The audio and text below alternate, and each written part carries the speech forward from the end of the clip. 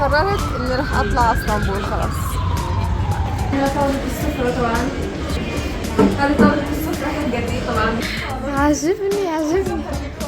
يعني هم لو بيخلوا الكعبة عريض مش رفيع كان اشتريت منهم. شفتي؟ خسروني والله.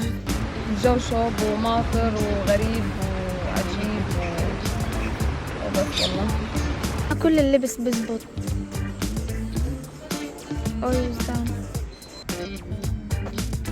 أمان بدي.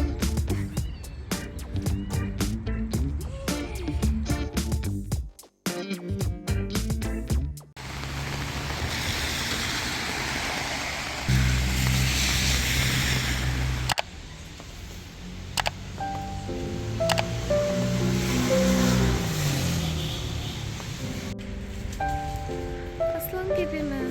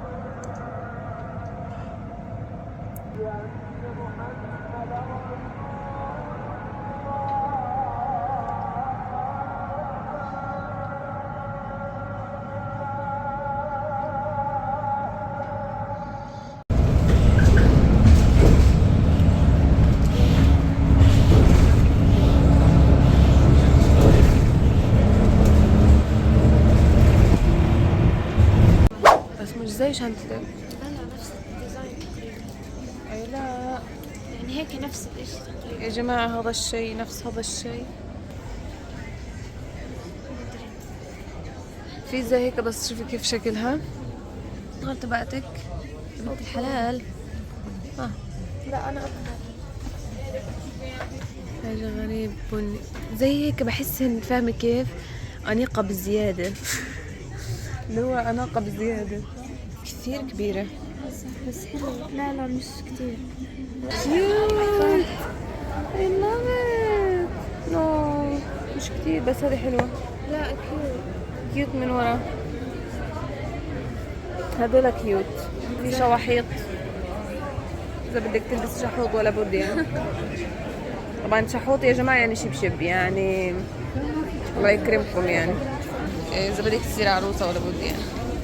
هذاك كان زحمة أمة محمد. تعال من على الدرج العادي. يا لهوي يا لهوي يعني. في شواحيطين. يو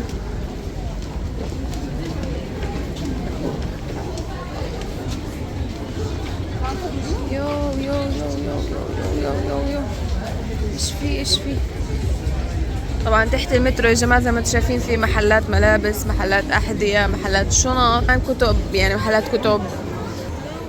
طلع هيك. هذا حبيته كتير بيطلع حلو على فستان. ياي شوفي الكروب اللي هناك بجد. اوكي الكعوب بس مش اشياء عملية يعني بدك اشي عملي. لا المناسبة اشي يعني مش مكان. زي هيك لمناسب. بحبش اللي مسكر بحب اللي زي هيك مفتوح. لا حلو. هذا حلو. انتوا ايش رايكم يا جماعة؟ اكتبوا لنا هيك ايش رايكم في هدول الصنادل. انا حبيتهن يعني هذا مع فستان ابيض او هذا مع فستان ابيض نار. حتى هذا الاسود في زي هيك بس بالمعين وانا بحبش الاشياء اللي بتلمع هالقد يعني بحسها تو ماتش. اليوم قررت اعمل اكلة تركية وهي اسمها المانتı. يب خلينا نشوف.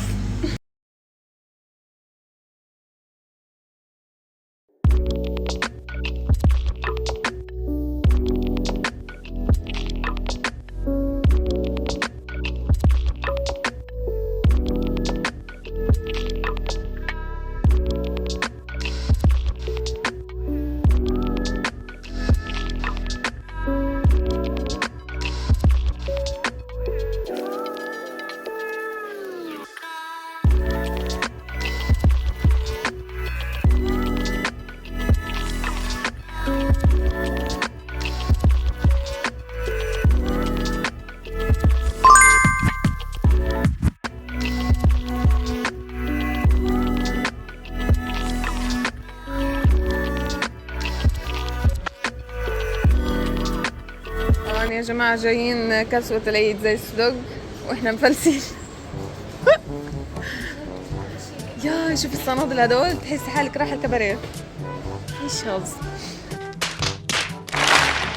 بس مميزين تعرفي. خلينا نشوف الفيلا اللي هنا.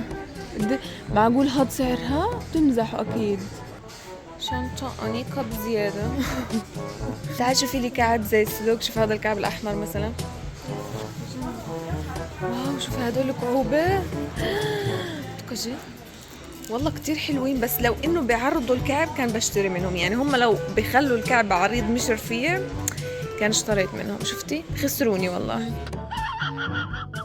هيك كعب عريض زي هيك مقبول. ها فينا نقولها نتفاوض يعني.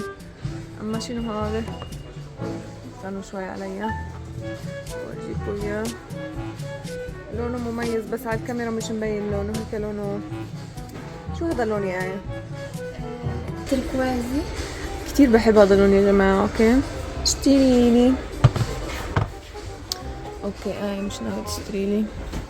زي هيك زي هيك زي هيك عشان اطلع فراشة أنيقة طارت الى الحديقة. اللي هو عشان ايه يا عمي بدي كعب اطول انا عشان اصير عارضة ازياء زي هيك زي هيك عشان يصير طولي 175 او 100 حاجة زي هيك فلان يعني فاهمة عشان ايش؟ كده بلمس. لا بدي اشوف الكعب استني. اوكي في هنا كعب اخضر لطيف حلو. استنى اورجيكوا اياه. والله ما خليها في نفسكم. وكانت طلعت مش قصيرة ولا حاجة. أنا محتاجة كعب والله العظيم. جماعة هدول حبيت بس إيش تحسي إنه هو كعب رفيع برضه. هذا بس لمناسبة ساعة عشان ما ينكسر. تلبسي العباية الخليجية وتطلعي فيه. والعباية يكون فيها هيك نوع هيك اشياء. فيها حاجة. واو الكبيس الله. بس اللي هو أنت محتاجة بدلة فرح. على حدود. كثير بحب هيك شيء. لطيف لطيف خفيف ظريف. في الشنطة الخضراء هذه مثلا اللي هو ما بتنلبسش اصلا. اوه ماي جاش. اللي هو مين بلبس هذه الاشياء يعني؟ بتصير سيدة اعمال. اوكي تعرفي ولا شنطة حلوة. لا هذه كيوت. استنى اشوف شو هذا. تركواز ورايا. لون ايش هذه؟ كيف تنلبس؟ حق السعيد كيف تنلبس هذه؟ شو هذه تنلبس يا ايش فضايح نرجعها ونشوف التركواز. هذه اللي هو انت رايحه العرس يعني. لما تجيبي عباية خليجي. لما تجيب عباية خليجي. لا اوكي بس اركب لها هذه. والله فخمة. لونها فخم كمان.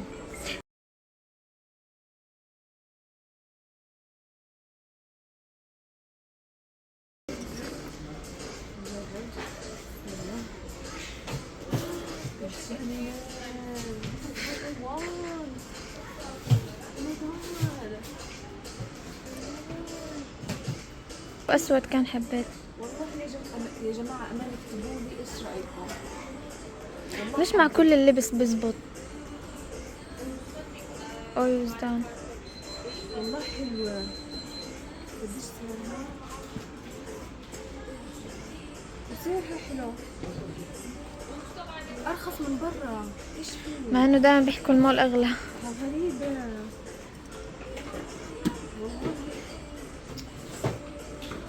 في إيه يعني؟ والله أنيقة. حلوة. أنيقة جدا. كثير حلوة شنطها. الأسعار حلوة. هذه الشنطة خطيرة. هذه الشنطة بتروحي فيها المزرعة فاهمة؟ لو أنا رايحة المزرعة. أوكي. هذه شنطة القش. فاهمين؟ شوفوا الموديلات. في موديلات. في هناك أنواع أبيض. هاي هناك. أنا للكل ببسبس زي البس. شو هالبلاطين هذا اللي كارغو ماركت؟ مش فاهمة أنا يعني. يا جماعة شغلات حلوة هنا، فرح أفرجكم عن المكان بصورة سريعة. اوكي. آية، اللون هذا اليوم نصيبنا. والله اللون هذا ملاحق لنا عشان أنا حابة. أو ماي جاد. طبعا هذا مطبخ المستقبل إن شاء الله. طنجرة المستقبل. حلوة. اوكي. وهنا طبعا لما تكملي هنا فيديو. تمام.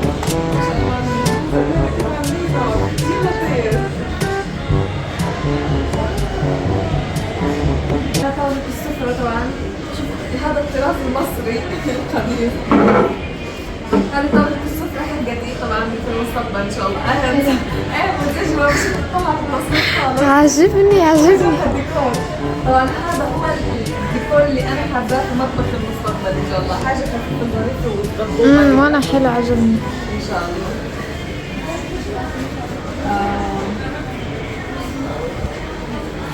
عن جد حاجة بتفتح النفس. فاهمة؟ هذا اللون ضل ملاحق لنا. طبعا انا حامل مطبخي بهذا اللون زي ما انتم شايفين هين. فان شاء الله خير.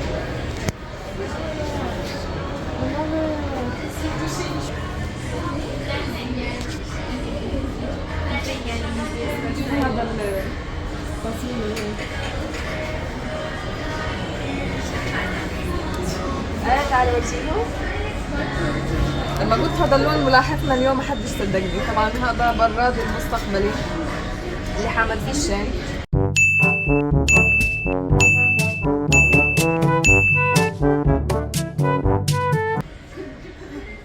ايش رايك من المطبخ بهذا اللون واللون الوردي؟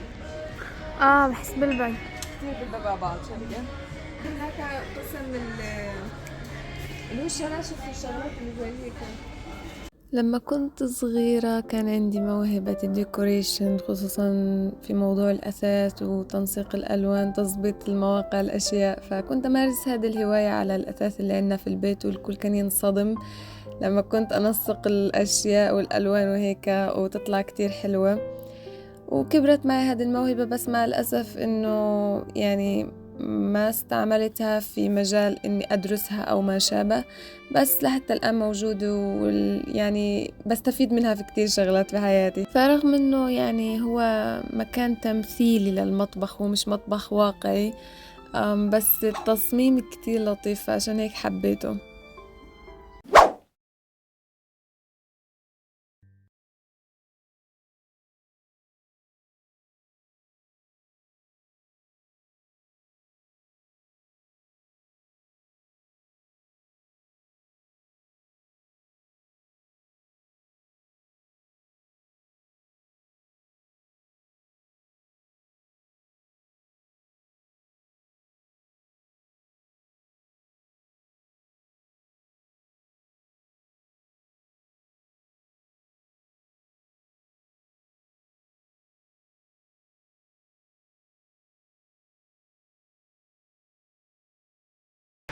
اوكي يا جماعة، اليوم العيد وبنعيد.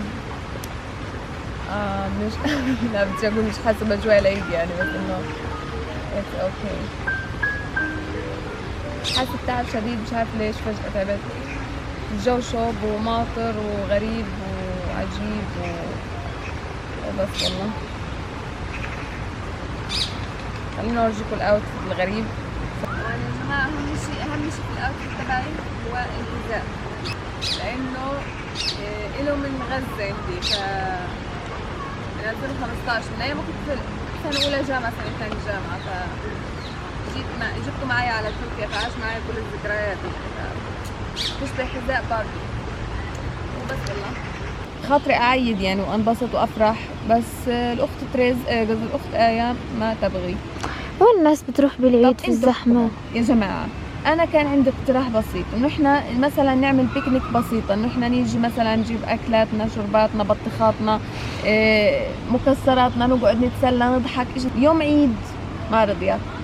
طيب يلا نطلع على كزلاي، على المول، اعزمك على اشي نشربه. اليوم عيد.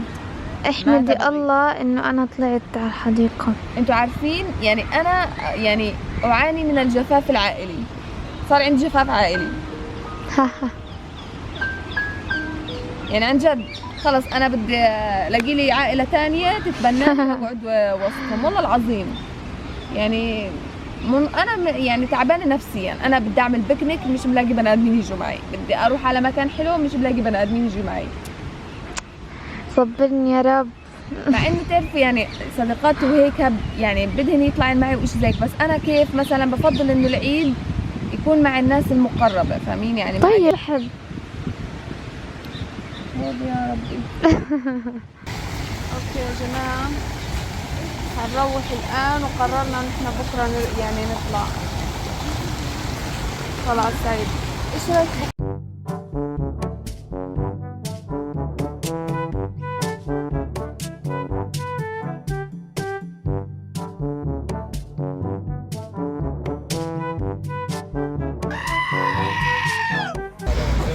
اوكي يا جماعه، الفتره اللي فاتت يوم الاعترافات، الفترة اللي فاتت تم الاقتراح علي اني اطلع اسطنبول. تمام. ما تستحي. تخيل اني انا اجلت طلعت اسطنبول بسبب الكائن اللي قاعد بصور فيه حاليا، هي آية خان.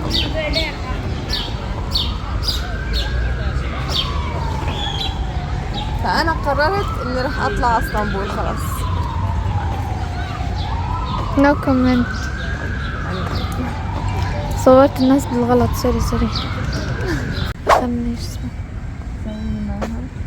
اما انا بدي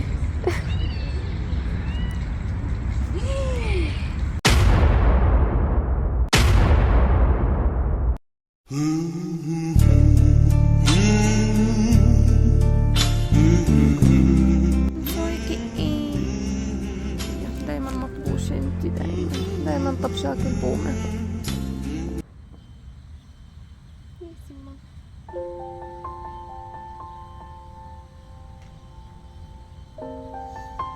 انتي حلوة